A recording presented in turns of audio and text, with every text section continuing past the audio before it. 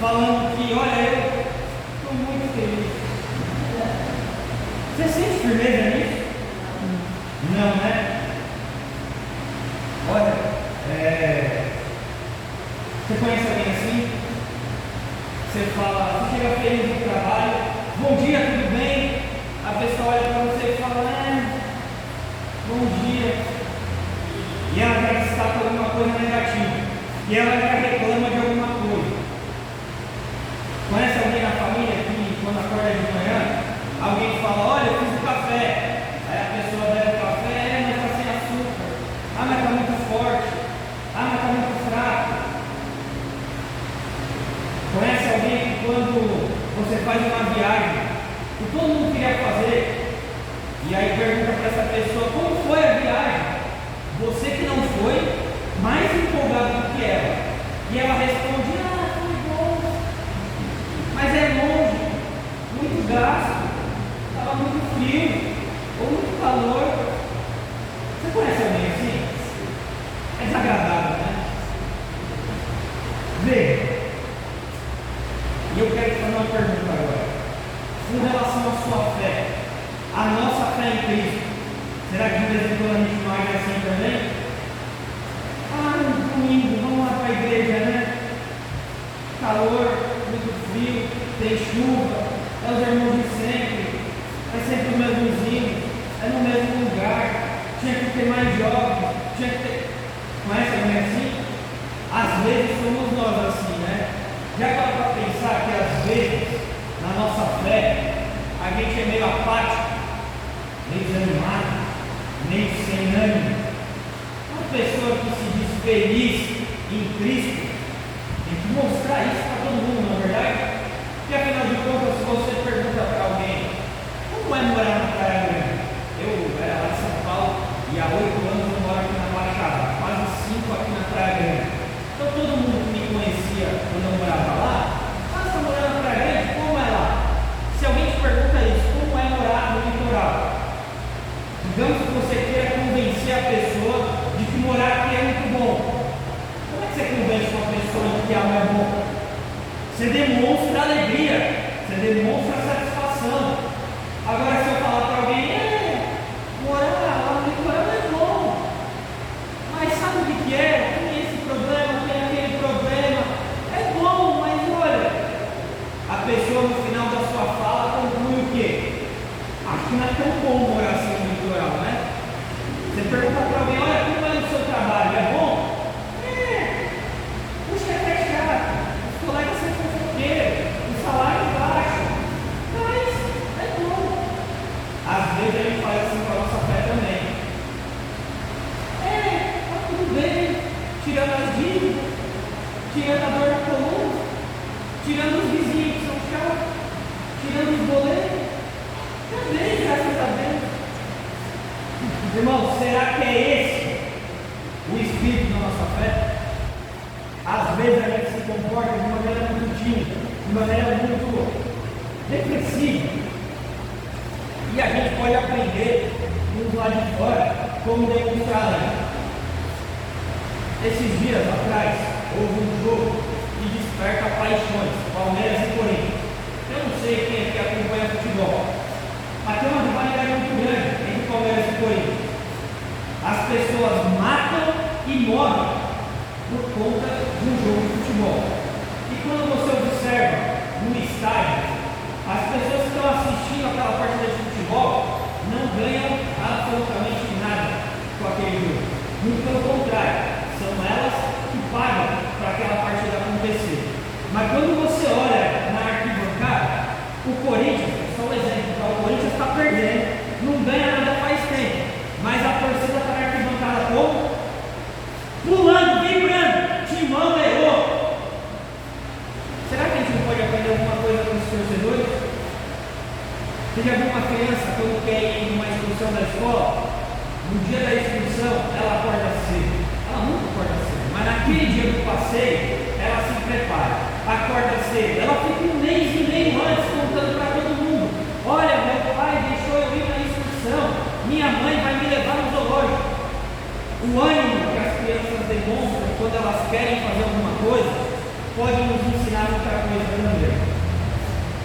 Quando você conhece alguém que sonhava em conquistar a casa própria, e essa pessoa vai lá e compra o seu imóvel, ela conta para todo mundo, ela fica feliz. Alguém que faz a viagem dos seus sonhos, que conquista o emprego que tanto quis, demonstra como demonstra alegria. Claro, porque aquilo que a gente almeja, aquilo que nos satisfaz. Pensa numa noiva. A minha esposa foi ali para trás com o bebê, né? Pensa numa moça que sonhou em casar. Eu confesso que eu tive um pouco de responsabilidade de culpa, porque a gente demorou um pouco para casar, mas pensa numa moça que sonhou a vida inteira em casar. Quando ela conseguiu conquistar o sonho dela, como é que será que ela se comporta? A noiva no dia do casamento, ela está radiante, ela está feliz, ela fica preocupada com um monte de coisa, mas nada daquilo tira o brilho do alcance do sonho de casar. Sabe, às vezes a gente precisa aprender com as pessoas lá fora. Pessoas estão fazendo coisas muito menos importantes do que nós fazemos aqui na igreja. Vivem, estão radiantes, felizes, com coisas tão simples, banais, que não tem significado algum. E nós estamos aqui para adorar aquele que salvou as nossas vidas, aquele que quando eu e você temos um problema, que ninguém mais sabe como resolver, problema de saúde, problema emocional, falta de confiança, quando você olha para um problema que parece impossível, o Senhor te dá a solução. O Senhor te tira das mais profundezas, da maior profundeza das tristezas, e te dá paz, te dá alegria, te dá oportunidade de salvação, a mim e a você. E quando a gente vai falar da nossa fé, é bom, sabe? Ser cristão é legal. Quando a gente vai cantar o hino Que Alegria neste dia, que alegria neste dia. Mas quando toca Marília Mendonça na sua casa, você sabe de cor, é animado. Jorge Mateus, você pula, vibra. Veja, irmãos, talvez nós possamos olhar para os de fora e importar um bom exemplo. Se as pessoas lá fora, com coisas tão banais, com coisas tão simplórias e sem importância, demonstram alegria, satisfação, felicidade, nós, quando nós falamos da nossa fé, quando nós vamos à igreja, quando nós vamos contar a nossa fé para outras pessoas, nós precisamos ser radiantes também. A gente precisa ser convincente. Quando alguém te perguntar como que é ser cristão, você precisa mostrar que ser cristão é tudo na sua vida, e o Senhor faz a diferença na sua vida. E fazendo isso, nós vamos convencer as pessoas. Porque será que os estádios de futebol estão mais cheios do que as igrejas?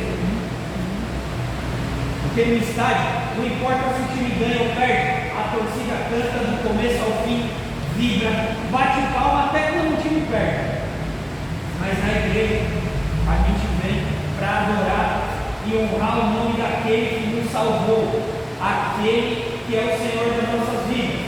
Mas muitas vezes a gente se comporta de uma maneira muito tímida, de uma maneira extremamente sem sal, apática, e isso faz, muito obrigado, isso faz com que as pessoas olhem para a nossa fé e pensem, não é possível, se ele é tão feliz mesmo, ele estaria vibrando de ir para a igreja, ele jamais trocaria um culto por um passeio, ele jamais trocaria um domingo por almoçar com a família, ele daria importância porque ele está dizendo que aquilo é tudo para ele.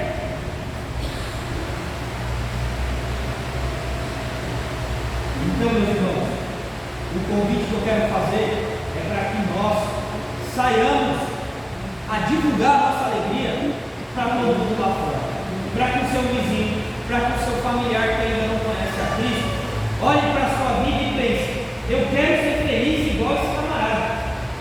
E ele vem te perguntar, você está duro de dinheiro, você mora no melhor lugar, você está ruim de saúde, como é que você está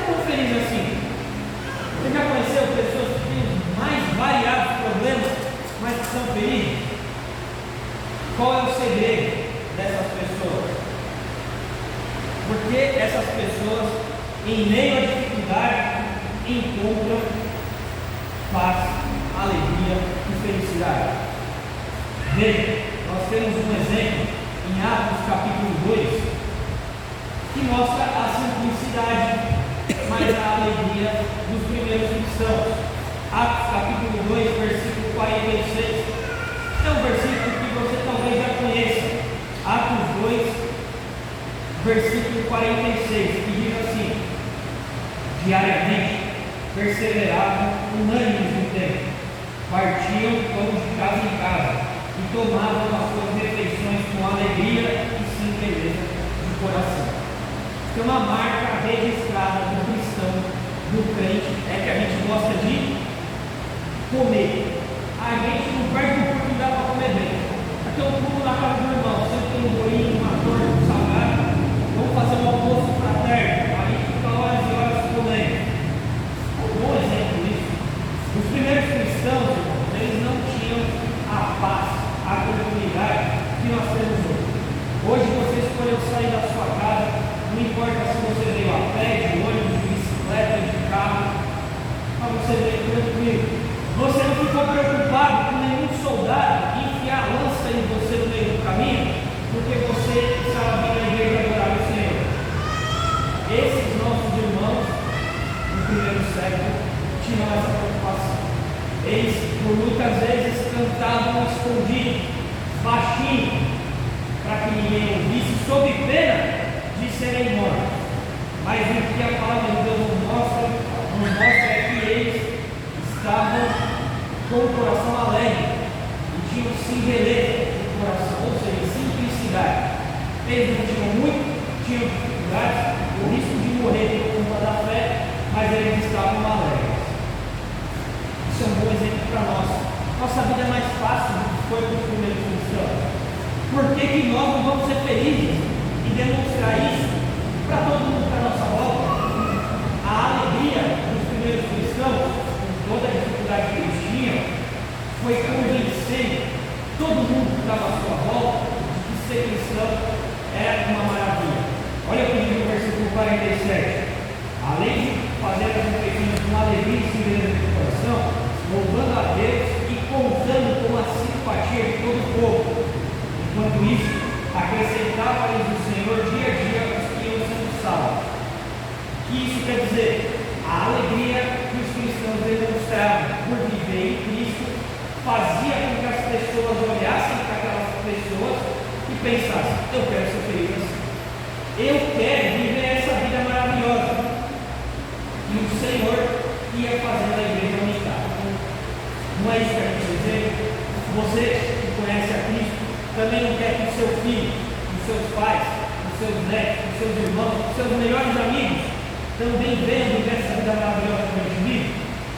Então a gente precisa irradiar a nossa alegria para que todo mundo não tenha dúvida de que ser cristão é muito bom. É a melhor coisa que existe, mesmo em meio à dificuldade. Ninguém está dizendo que ser cristão é não enfrentar dificuldade. Isso é a promessa mentirosa que o Senhor nunca fez, mas que o mundo aí está fazendo. Olha, venha para a igreja que você não vai ter mais problema financeiro. Isso é mentira, isso não é verdade. Mas é muito mais fácil enfrentar as dificuldades que essa vida proporciona quando nós vivemos no Senhor. Quando nós estamos distantes de Cristo, cada dificuldade parece muito mais pesada do que ela realmente é. Isso pode nos levar à morte. Hoje, dizem que o mal do século é a depressão. Já ouviram falar disso? As pessoas estão morrendo por conta da depressão, que nada mais é do que a falta de perspectiva. A pessoa depressiva não enxerga, não consegue ver alegria em nada. Nada tem graça, nada satisfaz, porque ela só enxerga tristeza. E as pessoas procuram médicos, psicólogos, psiquiatras, mas tem um remédio muito fácil que em Provérbios capítulo 17 e 22 a palavra de Deus nos mostra. Provérbios 17 e 22 diz assim: o coração alegre é bom remédio, mas o espírito abatido faz secar os ossos. Tem traduções que dizem o seguinte: a alegria é um bom remédio, faz faz morrer aos poucos. O que esse versículo quer dizer é que se o seu coração estiver alegre, mesmo em meio às dificuldades, você vai conseguir viver em paz. Você vai ser feliz, mesmo com todos os problemas dessa vida. Mas se você estiver distante de Cristo, se eu estiver distante de Cristo, o que esse mundo tem para nos oferecer é só amargura, é só tristeza, é só decepção. Existem pessoas muito ricas, cheias de bens materiais, que são extremamente infelizes. Tem uma pesquisa que foi feita no Brasil que mostrou que a taxa de suicídio é maior nas pessoas ricas. Pessoas pobres estão preocupadas, trabalhando. Pessoas ricas não têm tempo para encontrar felicidade, mesmo com todos os bens materiais. A moral da história, irmãos, o resumo de tudo isso é que nós não somos capazes de buscar e encontrar felicidade por nós mesmos. Todo esforço que eu e você fizermos para tentar sermos felizes com as nossas próprias pernas será em vão. Mas se nós estivermos próximos de Cristo, se nós estivermos vivendo em comunhão com nossos irmãos, o Senhor nos dará paz, porque a nossa esperança não se resume nessa vida. As pessoas acordaram hoje pensando em ir à praia, em almoçar e aproveitar o domingo. A nossa vida não se resume a hoje. Nós queremos viver bem o dia de hoje, mas nós temos uma certeza. E essa certeza é de que Deus é maravilhoso conosco. Deus nos tem dado muito mais do que nós precisamos. Graças a Deus nós temos tido uma vida feliz, mesmo em meio às dificuldades. Você certamente conhece alguém que estava doente, com uma doença grave que foi curada. Você certamente conhece alguém próximo de você que estava desempregado e conseguiu um emprego. Você conhece alguém que estava com um casamento aos pedaços e agora vive uma vida feliz. Você conhece talvez mulheres que não engravidaram e hoje estão construindo um escola. Você conhece pessoas, famílias que estavam com uma vida totalmente estraçalhada, mas que hoje são felizes no Senhor. Essa maravilha precisa ser propagandada. Dizem que a propaganda é a alma do negócio. E o nosso negócio não é outro senão pregar Cristo para todas as pessoas aí fora. E para isso, meus irmãos, nós precisamos mostrar às pessoas o quão bom e agradável é viver no Senhor. Para finalizar, em Romanos 15:13, não precisa abrir, fica tranquilo, diz assim: que o Deus da esperança nos encha de alegria e paz, para que sejamos ricos de esperança no poder do Espírito Santo. Essa é a nossa expectativa. Por mais que essa vida seja difícil, por mais que as tristezas batam na nossa porta, nós temos uma esperança que não se resume a essa vida. Nós temos uma esperança na eternidade. E é isso que nos move. A expectativa, a esperança de que um dia nós todos estaremos congregados, reunidos novamente, mas não aqui na praia da terra, mas sim na pátria celeste diante do nosso Deus. Que o Senhor continue abençoando essa igreja de Praia Grande. Eu chego aqui e vejo o sorriso de cada um de vocês e tenho ânimo, tenho força para enfrentar a minha semana. Que Deus continue abençoando cada um de vocês, meus amados irmãos, e que nós possamos multiplicar a alegria que é viver em Cristo. Em nome de Jesus, amém. Amém.